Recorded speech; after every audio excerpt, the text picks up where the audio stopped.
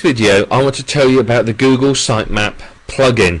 Now Google Sitemaps are something that Google recognize. What happens is when you submit a sitemap, your website will be indexed and crawled by Google. Now this happens very quickly. I've had sites picked up from submitting a sitemap in 10-15 minutes, 20 minutes at the most. They can be very quick. Now if you're starting your blog, make sure you start your blog with unique content.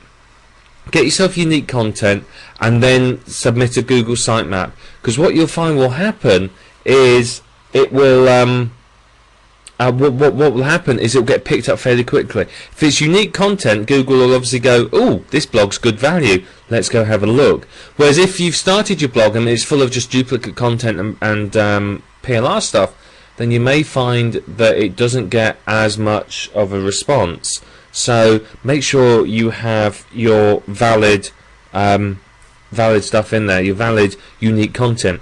Now you can see there's a couple of places here. If you just search for Google Sitemap plugin, here you are. That's where you click, and this is where you download the sitemap. So click on download it to your hard drive, and then upload it to the plugin directory like I showed you in the previous video on your website. Once we've done that, I'm going to show you exactly how to configure it. Okay, once you've uploaded it, come back to your blog, to your admin panel, click on plugins. Now you'll see there's two sections here, active plugins, and down below there's currently inactive plugins. So what you can do, just so you know for future reference, you can click on that and you can activate them all, or you can delete them, but we don't want to activate them all. We just want to activate Google XML Sitemaps.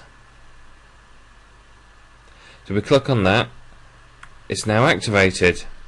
So there you are.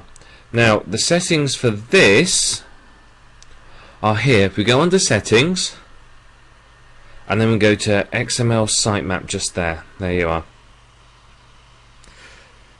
So you can see here it's telling me that sitemap wasn't built. There's lots of features. Here you can go to Google Webmasters. This is quite a useful place. You will have to go here first of all and just let Google know about your site. It's very simple. Just go to Google Webmasters, add your site to it. It will give you a file name. Just create a blank HTML file, upload it to the root of your directory, and then tell Google about it, and they'll go, yep, fine, no problems, we're happy, and then you can easily submit sitemaps. They're dead easy to do.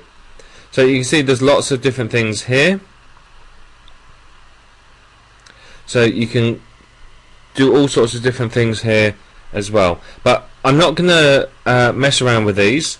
As you can see, I mean, if we scroll down, there's lots and lots and lots and lots and lots and lots and lots of settings. Now, you can mess around with these. To be honest, I leave them all on default usually because it's too much like hard work. What you need to do first of all is you're going to have to build your sitemap. Now you do this by clicking here. So building it for the first time.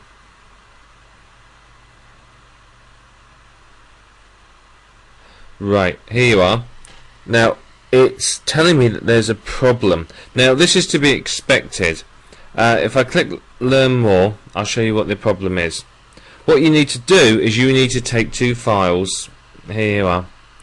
Now you've got to what this is saying is it's saying that it can't find the files or can't create the files that you need in order to create a sitemap.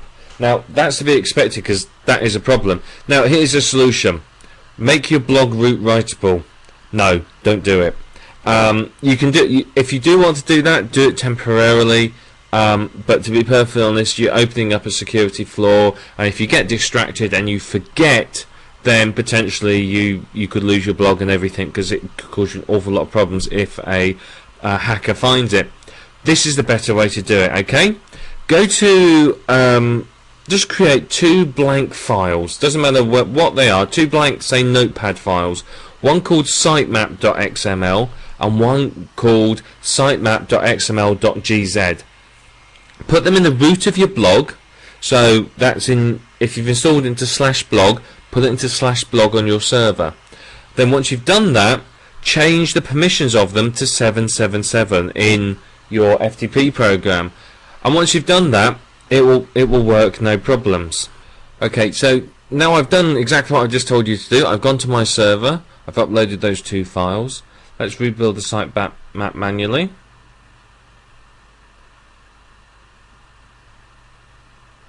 And it should say that it's been successful. There you are, see, it tells me it's... So there you are, it tells you that I've submitted it. It's gone to the Google, MSN and Ask. Now, if we scroll down a little, as I said, look down here. Oh, where's it gone? Sorry, there it is. Update notification. You can notify Yahoo as well, which is always possibly a good thing to do. And you could create a robots.txt file, which basically anything that crawls comes to look for a robots.txt file. So lots of different search engines and so on will look for robots.txt, and then they'll find your sitemap. By all means, do both of those if you'd like to. That's obviously quite a good idea to do. But that's really it. And what will happen is it will regularly submit sitemaps for you when you make changes. And obviously, once you've built a blog, this is a really good way to very quickly get yourself indexed and start getting Google to visit your site. This does mean, though, for the first couple of weeks, make sure you're adding unique content, simply because Google's going to come about a lot.